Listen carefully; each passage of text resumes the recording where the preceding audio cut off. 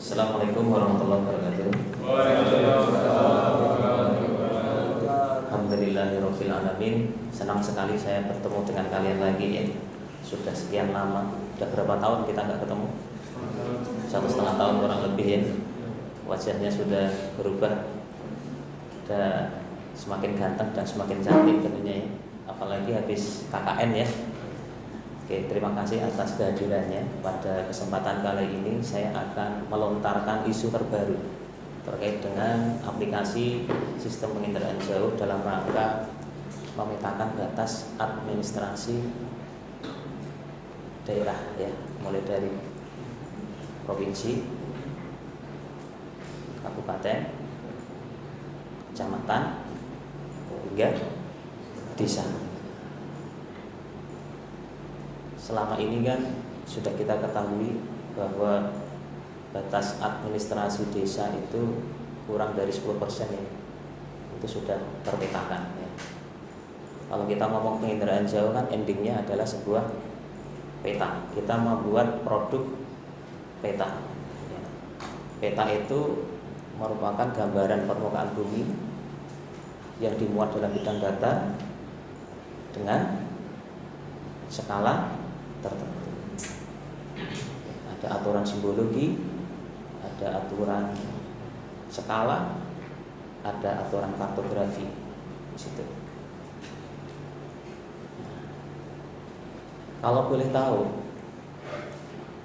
teman-teman yang hadir di kelas ini umumnya dari Pulau Jawa, Kalimantan, atau Sulawesi? Ada semua ya? Ada semua. Setiap pulau itu kan ada pembagian wilayah administrasi gitu ya. Kalau kalian sendiri ada yang tugas belajar, ada yang umum gitu ya. Nah, yang umum itu kesempatan bekerja bisa nanti di pemerintahan kecamatan atau pemerintahan desa. Nah, saya sekarang ini ingin membekali kalian bagaimana menerapkan sistem penginderaan jauh ini dalam rangka membantu desa atau kecamatan menyiapkan batas administrasi wilayahnya. Siap ya? Oke, CPMK-nya ya. Kita masuk ke CPMK keempat, yaitu intinya mampu mengolah citra satelit ya. Citra satelit dalam hal ini kalau di ATR BPN kita mengenal citra satelit resolusi sangat tinggi gitu ya, ada QuickBird, ada Play8 ya. Kalau di level medium itu kita mengenal Sentinel, Landsat dan seterusnya ya. Nah, bagaimana kita mampu mengolah dan menggunakan citra satelit penginderaan jauh itu untuk memetakan batas wilayah administrasi. Ini kepentingannya dua nih yang kita tuju, untuk Kementerian ATR BPN dan untuk pemerintah daerah, dalam hal ini Kementerian Dalam Negeri. Oke, langsung saja ya. Bagaimana sih caranya?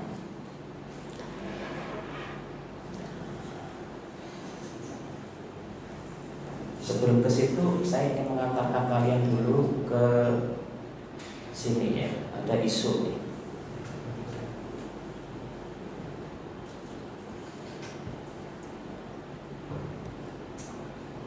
Nah, jumlah desa dan kelurahan ya. Berdasarkan pantauan di Wikipedia ya,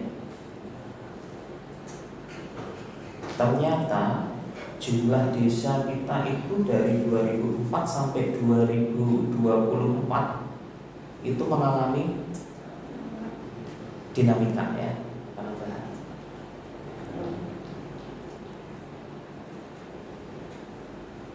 Totalnya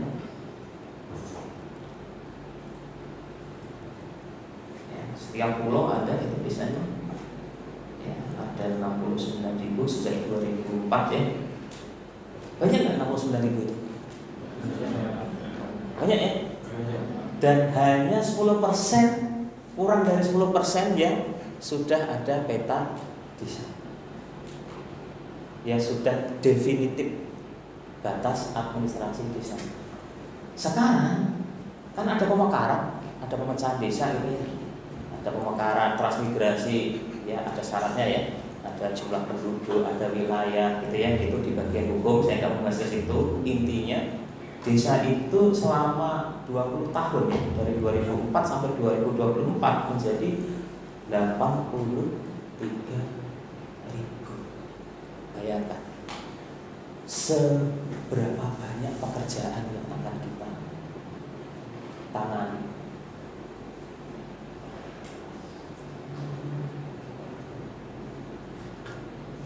Oke, dari isu ini timbul masalah. Meskipun sudah ada peta desanya di geoportal, kalian dapat mengenal geoportal? Ina geoportal gitu ya. Kalian bisa unduh di situ peta tutupan lahan, peta batas administrasi, itu kan belum definitif ya, masih bisa kita koreksi. Nah, kita bisa mengandalkan data spasial yang ada di Ina geoportal, dan kita bisa mengandalkan data citra satelit yang tersedia di web ataupun data citra satelit yang tersedia di lapan untuk kita manfaatkan untuk mengupdate dan membuat batas administrasi desa. Bagaimana caranya? Kita lanjutkan. Caranya seperti ini.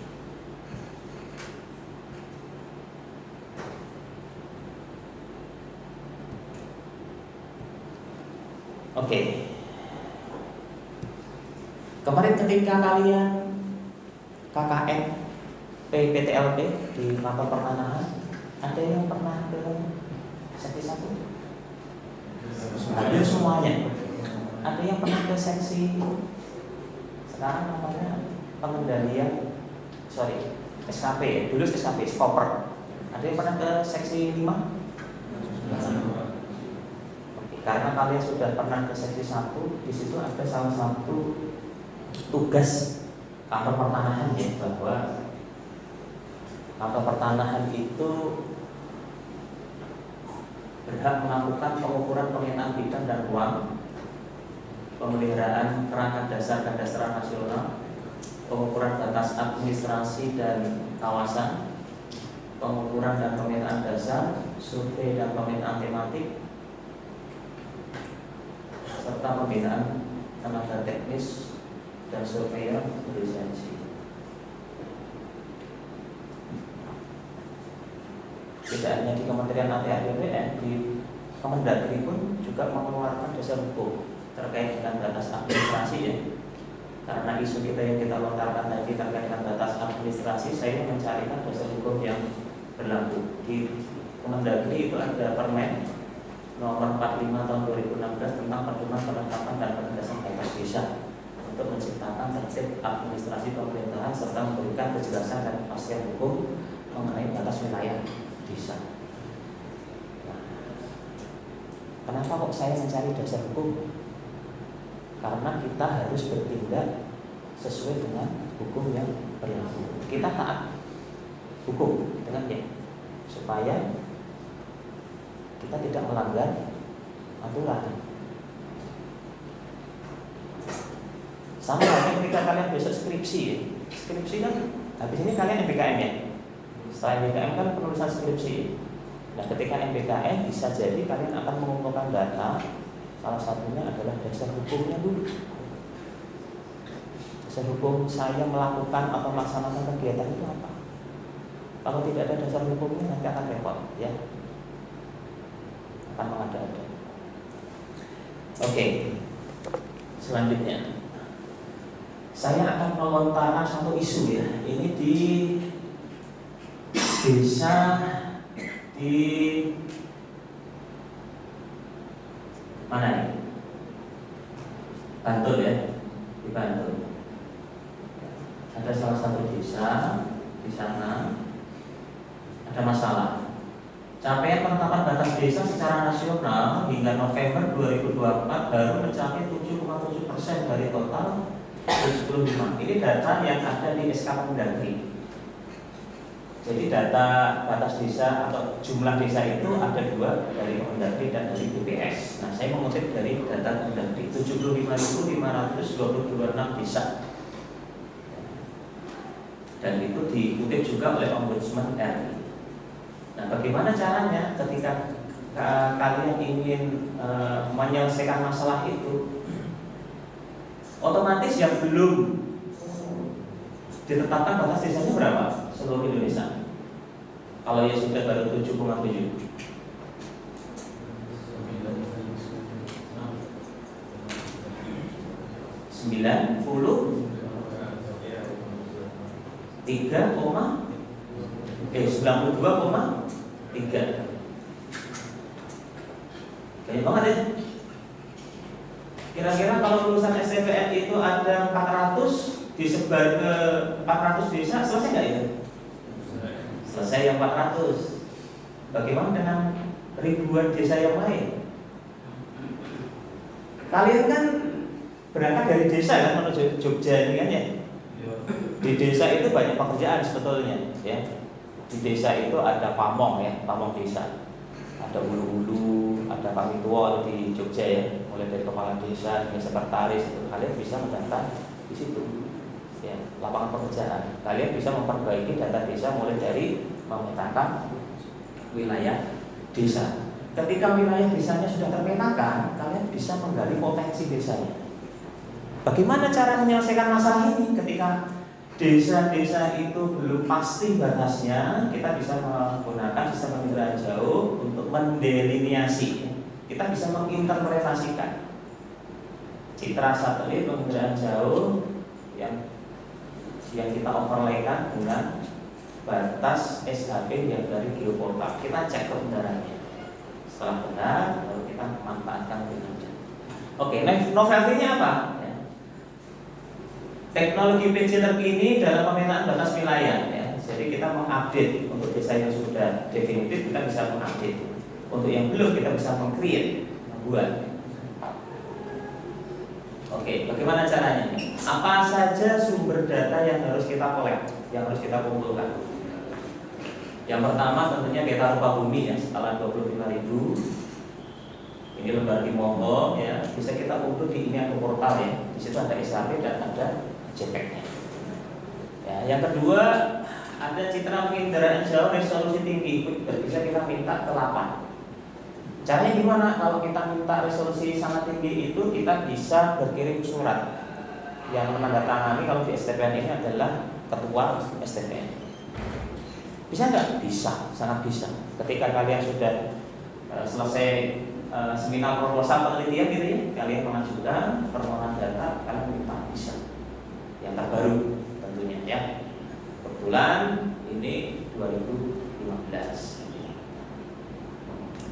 Terus data apa lagi? Ada data pendukung informasi batas wilayah ya, bisa data dari BPS ya, bisa dari profil desa. Nah, bagaimana caranya? Caranya kalian harus menyediakan ya aplikasi AppMap di sini yang sudah terinstall dalam laptop Microsoft Office dengan analisis spasial dan pendekatan partisipasi. Teknisnya gimana? Teknisnya kita tampilkan ya, citra satelit, misalkan picture gitu ya, dalam laptop. Kita panggil orang-orang yang berkepentingan, misalkan pihak desa, RT, RW, tetangga desa, sama pemilik tanah yang berbatasan dengan batas desa. Kita kumpulkan di situ. Kita pakai LCD. Kita perbesar tentunya, gitu kan ya. Nanti kita secara partisipatif menentukan dan menyepakati secara bersama-sama di mana sih batas desa yang sejatinya. Dari situ kita bisa mendeliniasikan atas kesepakatan mereka itu. Bisa dipahami? Cukup simple ya. Nah, untuk menguji apakah delineasi itu kita benar, kita melakukan ground check, melakukan survei lapang. Ya.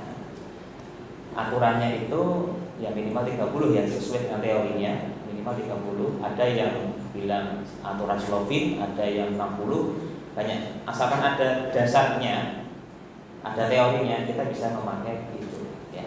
Kebetulan saya hanya mengambil 3 untuk contoh saja dalam kepentingan perkuliahan, nanti akan kita buktikan ya. Oke, hasilnya seperti ini ya. Setelah kita lakukan uji ya, ternyata data SHP di Geoportal itu terkait dengan data administrasi desa itu banyak yang keliru. Contohnya, kalian bisa pahami sebentar ya. Ada batas darat, ada batas jalan, ada batas sungai. Ya. Jadi rupa bumi itu kan bermacam-macam aneka ya. Kalau yang dari Kalimantan tentu banyak rawa, banyak hutan gitu ya. Bagaimana kita bisa memastikan batas itu bukan milik kita? Ya kita panggil orang yang berbatasan. Bisa puncak bukit, bisa sungai. Umumnya batas alam yang kita pakai untuk membedakan penguasaan ya, antara desa satu dengan desa yang lain. Oke, contohnya ini ya. Kalau kita zoom in, harusnya kan batasnya itu kita geser ya. Kita geser sesuai dengan kenampakan fisik di lapangan. Contohnya ini ya, ada pematang ya, pematang sawah, bisa kita ikutkan. Yang kedua terkait dengan jalan ya, bisa kita paskan. Yang ketiga terkait dengan sungai. Ini ada area yang tidak tercover ya, bisa kita paskan. Nah, hasil kajian ini menunjukkan bahwa ya, di 3 sampel tadi, coba perhatikan di sini. Ada area yang sejatinya bisa kita masukkan ya, ada sungai misalkan ya, ini nomor 1, nomor 2, nomor 3. Dampaknya apa? Luasan yang sudah kita sepakati bersama gitu ya, antara 2 desa tentunya akan bertambah ya. Contohnya misalkan desa yang lain dia mengklaim batas sungai di titik sampel 3 ini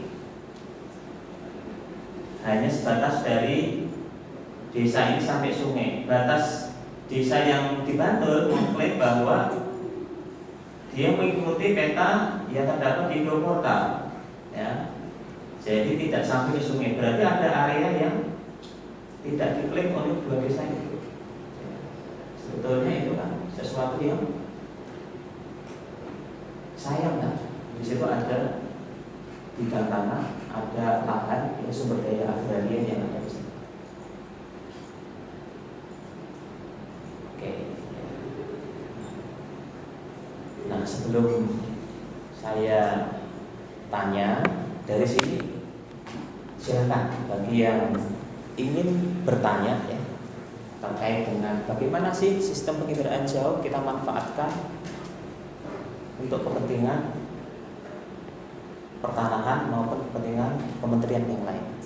Contohnya ini yang saya lontarkan isunya adalah batas desa. Batas desa yang sudah definitif seluruh Indonesia kurang dari 10%. Bagaimana peran kalian yang dalam hal ini sudah mendapatkan mata kuliah penginderaan jauh ya pada semester 2 ya? Bagaimana menerapkan keahlian kalian untuk membantu pemerintah dalam hal ini membuat peta administrasi. Ketika ada kasus seperti itu kita cari dasar hukumnya. Dasar hukumnya seperti apa sih untuk menetapkan batas desa? Ada enggak? Setelah itu baru kita cari datanya. Cara analisisnya gimana? Setelah itu baru kita cek dengan ground check ya, silakan.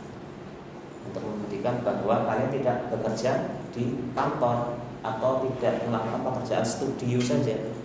Kita bisa membuktikan bahwa pekerjaan studio itu bisa dipakai karena sudah diuji kevaliditasannya. Oke, ada yang punya masalah ketika kemarin kalian KKN di kantor terkait dengan survei 1? Silakan. Tak kasih bonus nilai 5 poin. Silakan. 2 penanya dulu, 1 penanya dari sayap kanan ya, cewek-cewek. 1 penanya dari sayap kiri, bebas.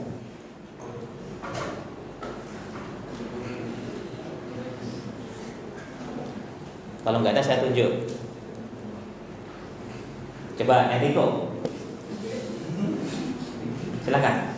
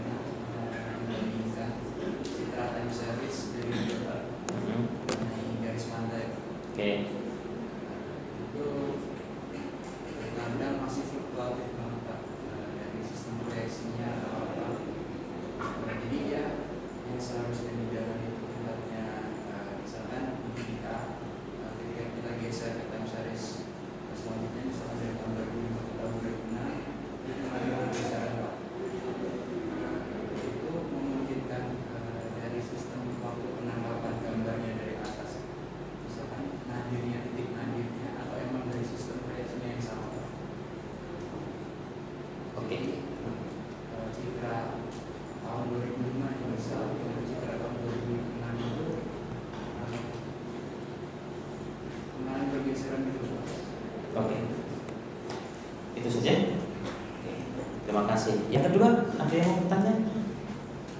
Silakan.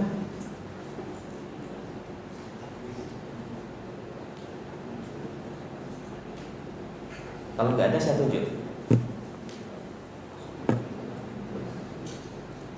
Tunjuk, silakan. Bertanya bebas.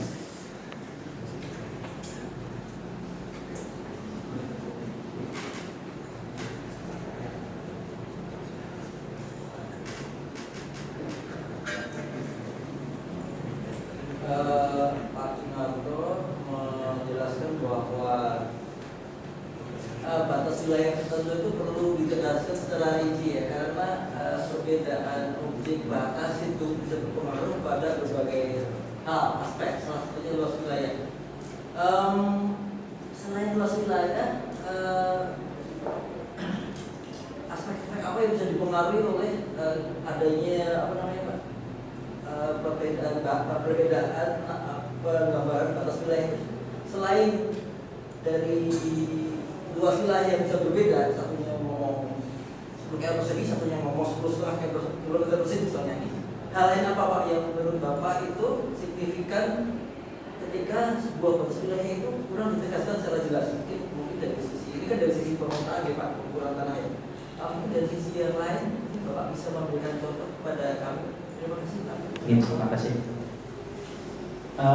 Pertama ya dari Enrico ya. Tolong dikoreksi nanti jawaban saya ketika salah gitu ya. Tadi Enrico bilang sumber datanya adalah mozaik dari Google Earth gitu ya. Di Google Earth itu sebetulnya gabungan beberapa citra satelit ya yang dikolek oleh mesin gitu ya. Ada Airbus, ada satelit Airbus, ada satelit Sentinel gitu ya, ada Copernicus. Nah itu ketika Google Earth sudah mengkolek atau menjahit menjadi satu, dia tidak ada sistem referensinya.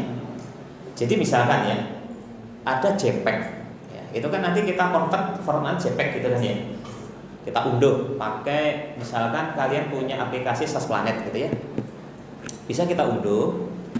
Karena itu belum tergeoreferensi ya, belum ada acuan posisinya, maka kita masih butuh GCP ya. Kita masih butuh GCP. Nah selama ini GPS yang memiliki ketelitian tinggi kan tidak semua orang punya ya. Kita hanya punya HP. HP ini ada GPS, ada software ya, ada softwarenya, bisa kita install di App Store-nya. Tapi resolusi ketelitiannya, ketelitian GPS ini hanya di atas 3 meter ya, di atas 3 meter. Padahal batas wilayah desa setidaknya itu harus teliti, kurang dari 5 meter. Kurang dari 5 meter. Kenapa kok saya bilang kurang dari 5 meter? Karena peta dengan skala teliti itu paling tidak 1/5000 gitu kan ya. 1/5000. Ketelitiannya adalah setengah dari 2 mm kali skala peta, angka skala peta. Angka skala petanya 5000 bagi 2,5 meter. Untuk itu kita butuh citra yang memiliki resolusi spasial kurang dari 5 meter. Contohnya apa? Bisa spot, ya, bisa QuickBird, bisa Play. Ketika kita ngambil citra atau mozaik dari Google Earth yang belum tergeoreferensi, kita kan seolah-olah menggunakan kamera HP atau menggunakan HP yang terinstall GPS. Ibaratnya resolusinya naik turun antara 3 sampai 6. Ya. Minimal untuk menggeoreferensi kan berapa titik? 3, betul. Contohnya misalkan porsi ini kita ambil 1 kakinya, terus 3 kaki yang lain kita posisikan supaya kalian tegak, berarti itu bisa. Coba kalau kaki penyangganya itu kita ambil 2, bisa nggak? Jatuh, miring. Kalau 3 kita posisikan segitiga sama sisi, itu bisa nggak? Bisa. Jadi minimal itu GCP. Semakin banyak gimana? Semakin kokoh lah dia. Kemampuan HP untuk merekam itu kan diragukan ya, ketimbang dengan GNSS. GNSS itu kan ada fix, ada float, satu lagi,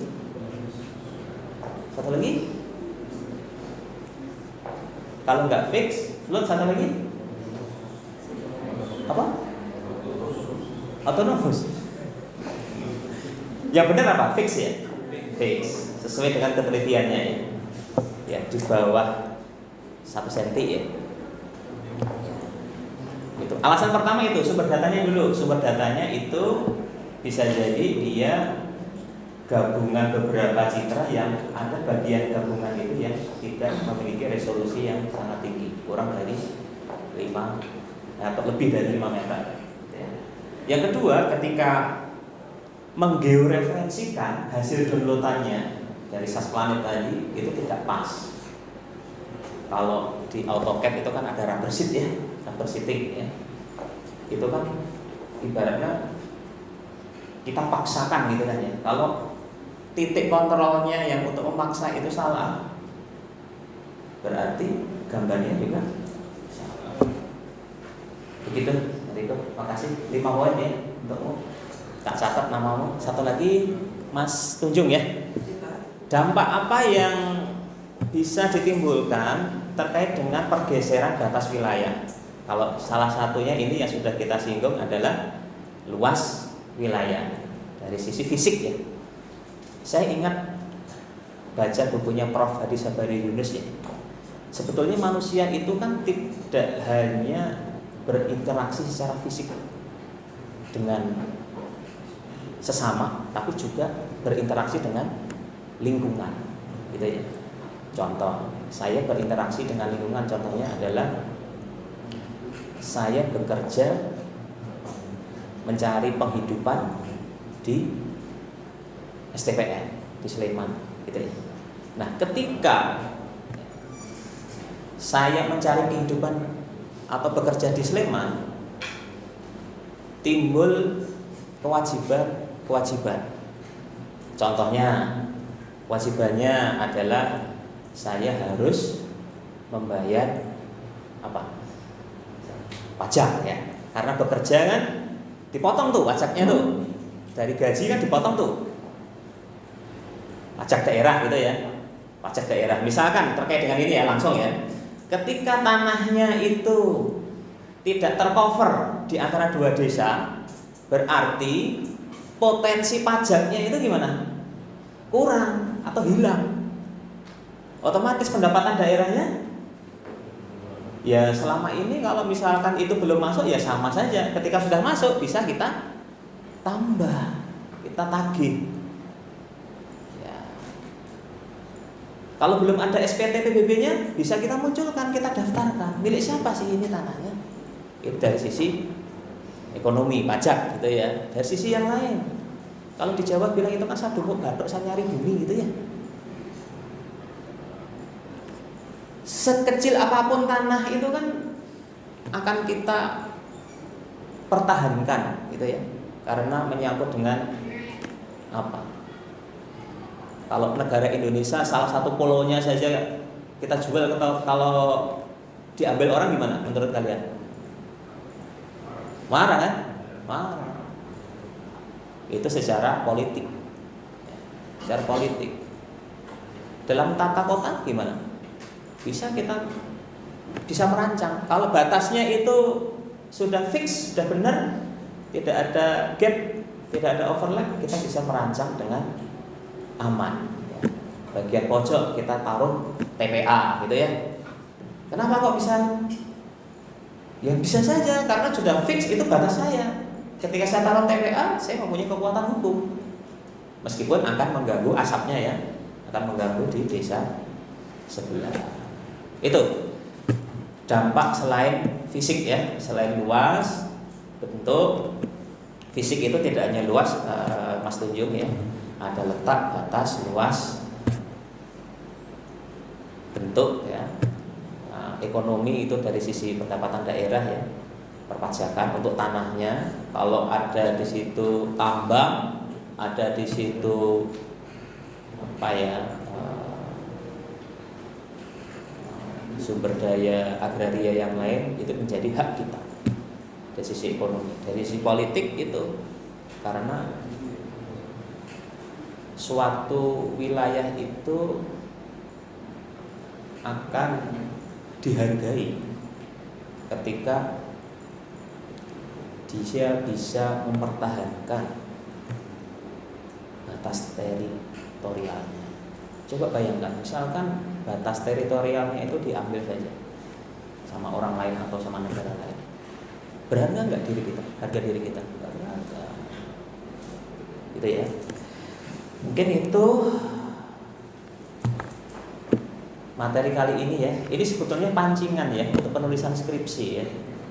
Jadi nggak usah berpikir skripsi itu sesuatu yang berat gitu ya.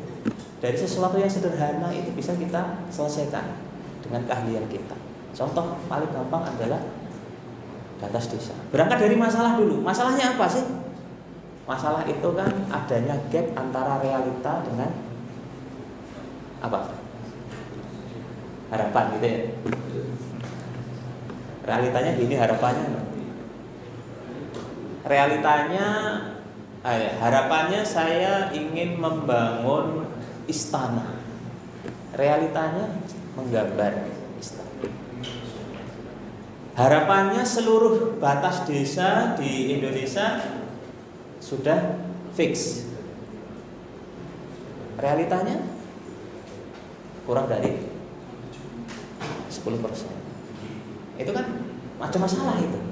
Kita bisa menelusuri masalah itu sehingga kita bisa mencarikan solusi. Demikian, mohon maaf apabila ada tutur kata yang kurang berkenan ya. Saya kasih tugas ya. Tugasnya adalah menjawab soal ya. Menjawab soal sudah saya buatkan ya. Ini sebetulnya soalnya akan saya keluarkan nanti siang ya. Tapi karena janji adalah hutang ya, tak kasihkan sekarang ya. Bagi teman-teman yang ingin menjawab mulai dari hari ini, tak persilahkan nanti ya.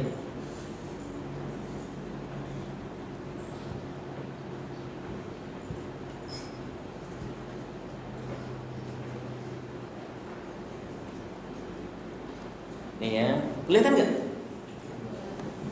Kelihatan ya? Oke.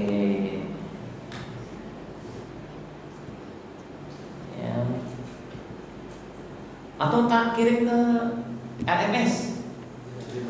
Kirim LMS ya? Tapi sebelum ke sana, karena saya udah terlanjur janji ya, ini teman-teman bagi yang ingin membaca sekilas soalnya, ada yang mau bertanya terkait dengan ini, nanti bisa atau kita perbaiki ya soalnya ya. Apa saja jenis layanan terbaru yang ada di sesi 1, berikutnya itu ya, buat tabel perbedaan antar jenis layanan tersebut, buat alur jalannya berkas. Oke, lanjut ya, udah ya. Ini buat analisis perbedaan syarat administratif. Banyak soalnya nih. Ya. Banyak. 2 jam kan? Dan dari jam 1 sampai jam 4 ya. Jadi ya, alur perbaikan data bidangkara SU, alur media, siapa saja ya aktornya. Nanti tak kirim ke siapa ya? Kemarin yang menjapri saya itu ada siapa nih? Zulfi ada? Zulfi? Gak ada, tak kirim ke Zulfi nanti ya. Saya akhiri. Assalamualaikum warahmatullahi wabarakatuh.